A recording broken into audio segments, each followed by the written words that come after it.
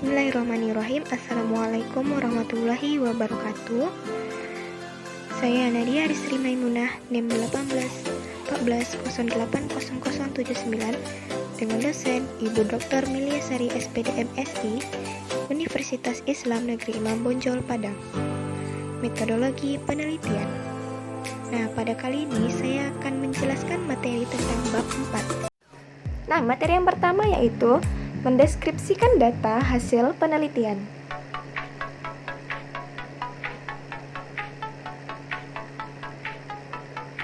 Nah, mendeskripsikan data hasil penelitian.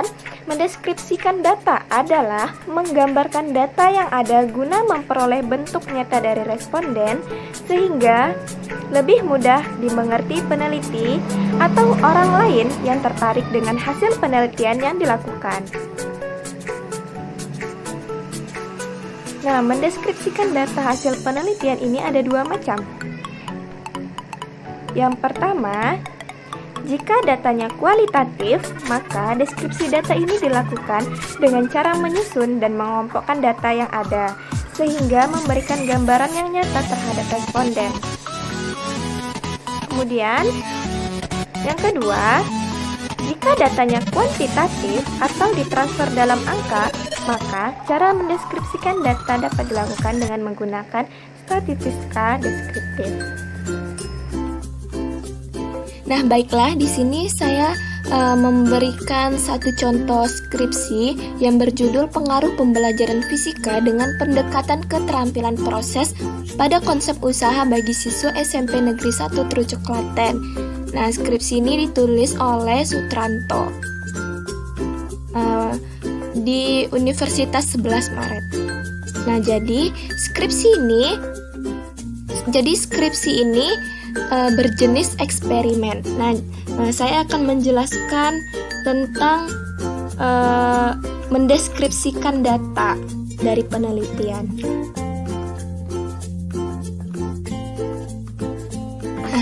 Di sini saya ingin menjelaskan tentang mendeskripsikan data dari skripsi ini. Jadi, pada eksperimen, peneliti ini akan menampilkan data tes hasil belajar dari kelas eksperimen dan hasil kelas kontrolnya.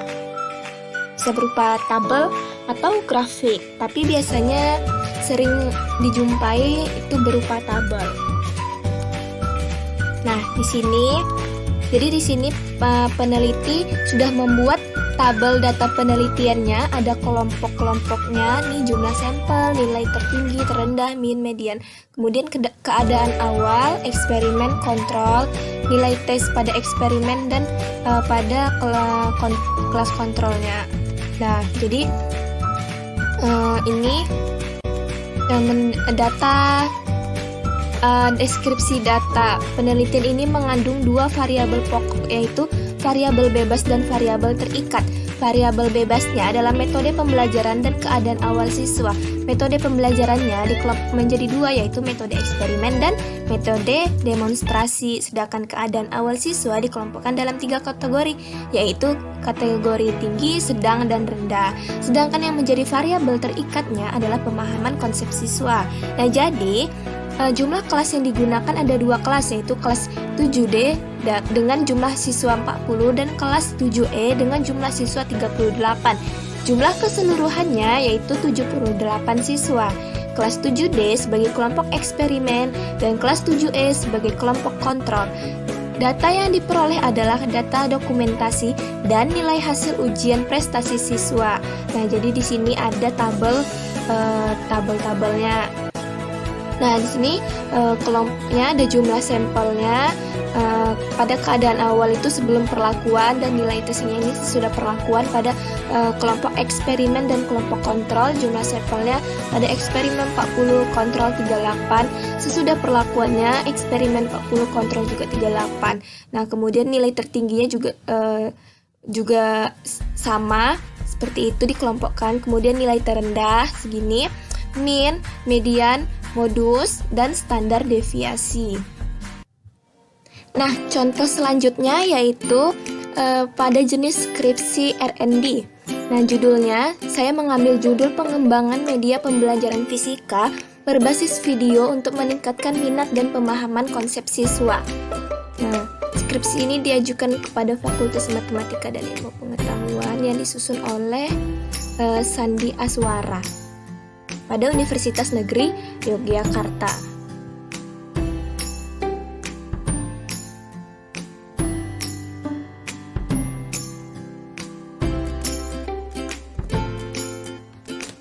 Nah, pada penelitian R&D ini nantinya peneliti akan menampilkan data per tahap atau fase dari model pengembangan yang dipilih. Nah, jadi di sini ada tahapan penelitiannya. Penelitian ini merupakan penelitian R&D atau Research and Development yang menggunakan model pengembangan 4D yang bertujuan untuk mengembangkan media pembelajaran berbentuk video. Nah, model pengembangan ini terdiri dari 4 tahap pengembangan, yaitu define, design, develop, dan disseminate. Nah, yang pertama tahap pendefinisian atau define. Nah, jadi sini tujuan tahap ini adalah menetapkan dan mendefinisikan syarat-syarat pembelajaran, menentukan dan menetapkan syarat-syarat pembelajaran diawali dengan analisis tujuan dari batasan materi yang dikembangkan dalam video. Nah, jadi pada tahap ini dilakukan 2 langkah, yaitu analisis tugas dan analisis konsep. Nah, jadi di sini ada analisis tugasnya. Ini bertujuan untuk menentukan materi ajar yang akan dibuat dalam bentuk video. Kemudian ada analisis konsep. Nah, jadi pada analisis konsep ini bertujuan untuk menjabarkan fakta-fakta, contoh-contoh, serta mengidentifikasi konsep-konsep yang terkait dengan materi pokok yang kemudian akan dicantumkan dalam video pembelajaran. Nah, kemudian ada tahap perancangan atau desain. Nah, pada tahap ini dilakukan perancangan untuk membuat media pembelajaran berbasis video dengan materi yang telah ditentukan sebelumnya. Nah, pada tahap ini disusun skenario video beserta desain video yang menarik.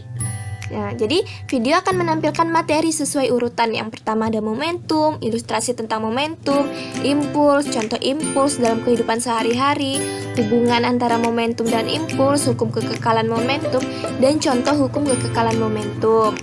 Nah, kemudian setelah tahap desain, setelah tahap desain yaitu tahap pengembangan atau develop. Nah, pada tahap ini video akan direvisi atau dikembangkan sesuai dengan masukan dosen pembimbing, dosen ahli media, dan guru fisika SMA Negeri 1 Depok. Nah, pada tahap ini juga video akan diuji coba kepada siswa SMA Negeri 1 Depok. Nah, jadi di sini ada tahap pengembangan videonya. Nah, di sini contoh pada tahap pengembangan video. Nah, ini sebelum direvisi berbentuk seperti ini. Nah, sesudah revisi berbentuknya seperti ini. Nih, jadi dia dikembangkan melalui para dosen dan para ahli media.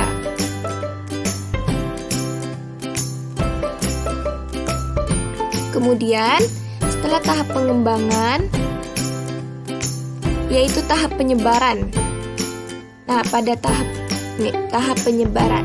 Nah, pada tahap ini merupakan tahap penggunaan perangkat yang telah dikembangkan pada skala yang lebih luas.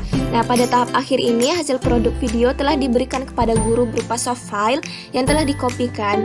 Nah, video pembelajaran fisika ini juga telah diupload ke internet. Nah, selanjutnya di sini analisis data hasil penelitian. Analisis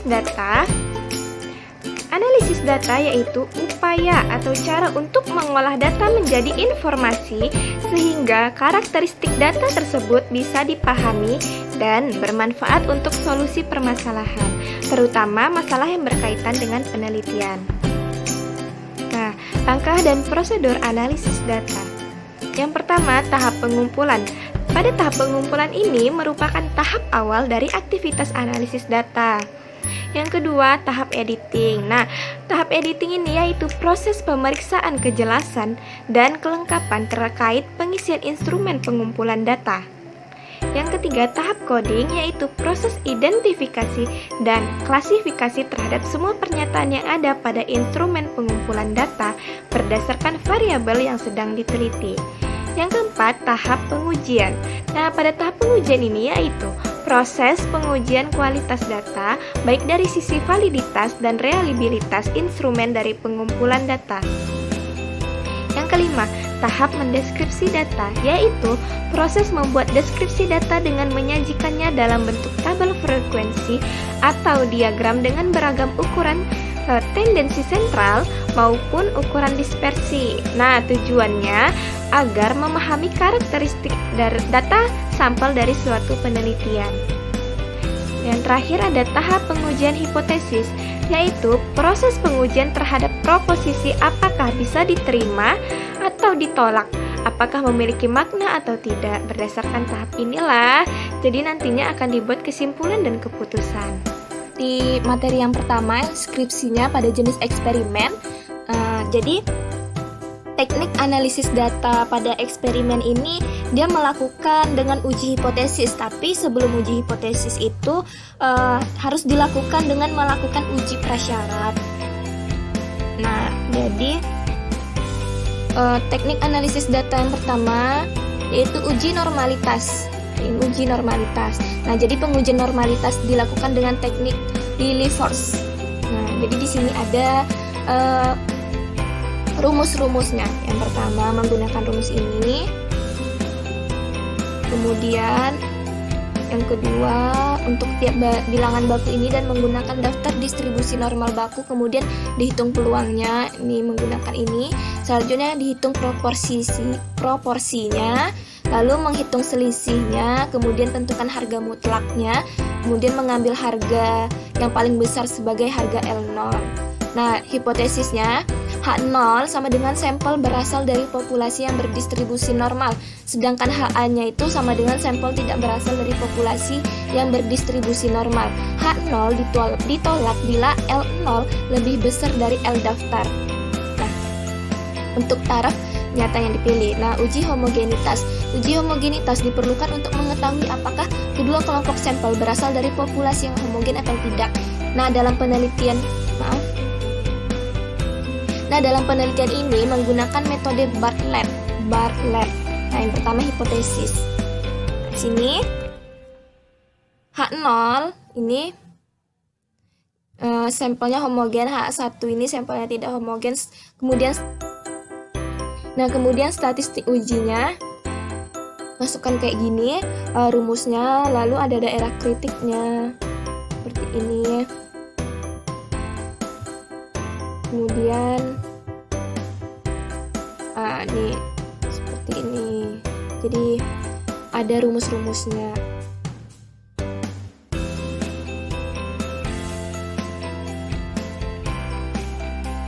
Ada uji komparasi ganda juga. Apabila H0 ditolak, peneliti hanya mengetahui bahwa perlakuan-perlakuan yang teliti tidak memberikan efek yang sama. Namun peneliti belum mengetahui manakah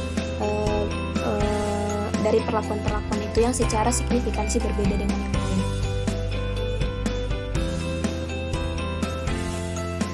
Nah, di sini ada langkah-langkah dalam menggunakan metode STEP.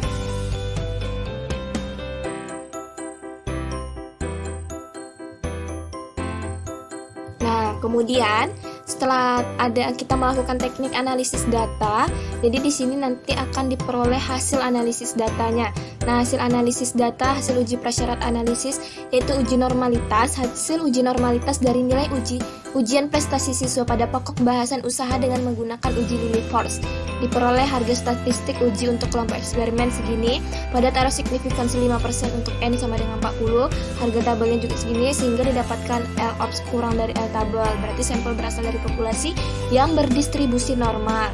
Sedangkan harga statistik ujinya untuk kelompok kontrol segini, signifikannya 5% untuk N sama dengan 38 sehingga didapatkan ini berarti sampel berasal dari populasi yang berdistribusi normal. Nah, uji homogenitas dari hasil perhitungan menggunakan uji Bartlett yang tadi diperoleh harga X hitungnya sama dengan 0,654 pada taruh signifikansi 5% untuk K sama dengan 2, harga X tabelnya sama dengan 3841 sehingga didapatkan X hitung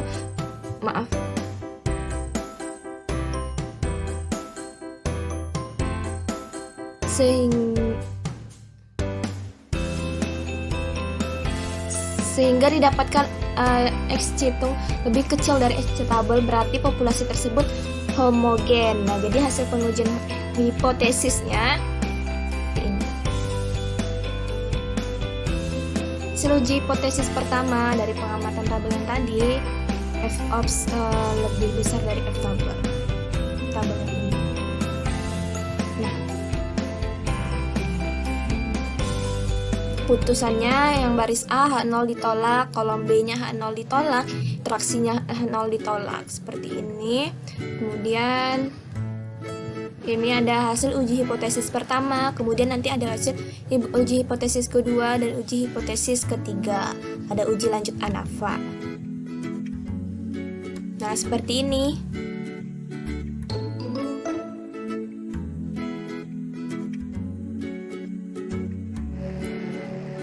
Selanjutnya, analisis data hasil penelitian. Nah, pada analisis data hasil penelitian ini, saya mengambil jenis penelitian pada eksperimen. Nah, pada eksperimen ini yaitu metode eksperimen merupakan metode penelitian yang menguji hipotesis berbentuk hubungan sebab akibat melalui pemanipulasian variabel.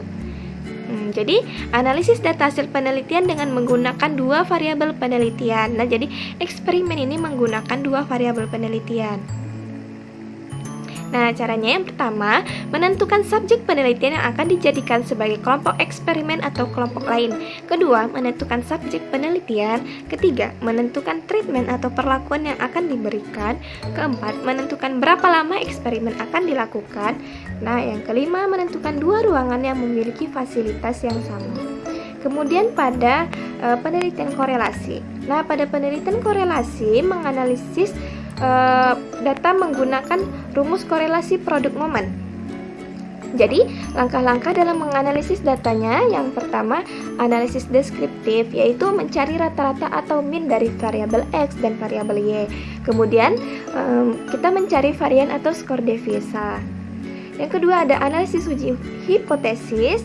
Nah, di sini ada rumusnya. Kemudian yang terakhir ada analisis uji signifikansi. Nah, ini masih skripsi yang sebelumnya ya, pada jenis eksperimen. Nah, di sini pembahasan hasil analisis datanya. Hipotesis pertama, ada perbedaan pengaruh antara pembelajaran fisika dengan pendekatan keterampilan proses melalui eksperimen dengan pembelajaran fisika. Dengan pendekatan keterampilan proses melalui metode demonstrasi terhadap pemahaman konsep siswa pada pokok bahasan usaha, pembelajaran melalui metode eksperimen lebih efektif dalam membantu siswa memahami konsep-konsep yang sedang dipelajari dibandingkan dengan pembelajaran melalui metode demonstrasi.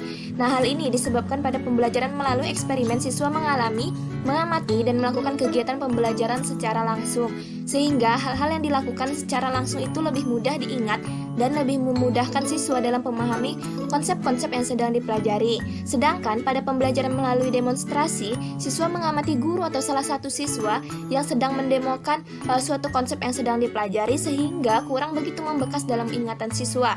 Nah, faktor lain yang dapat berpengaruh adalah adanya tanggung jawab yang diserahkan pada siswa untuk melakukan eksperimen dan dapat menjadi siswa lebih baik serius dalam proses pembelajaran sehingga pemahaman konsep siswa lebih baik. Nah, yang kedua, hipotesis kedua, ada perbedaan pengaruh antara keadaan awal siswa kategori tinggi, sedang, dan rendah terhadap pemahaman konsep siswa pada pokok bahasan usaha. Nah, hipotesis ketiga itu tidak terdapat interaksi antara keadaan siswa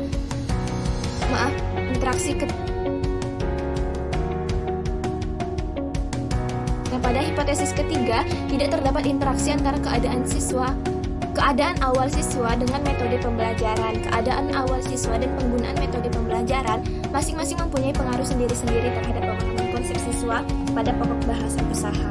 Nah, selanjutnya pembahasan hasil penelitian.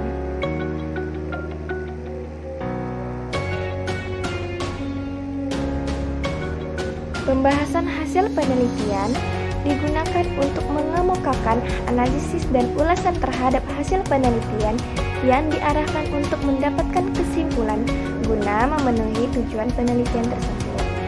Nah, jadi ada aspek-aspek penyusun pembahasan hasil penelitian. Yang pertama ada aspek kajian teoritis, kedua aspek kajian empiris, ketiga aspek implikasi. Nah, yang selanjutnya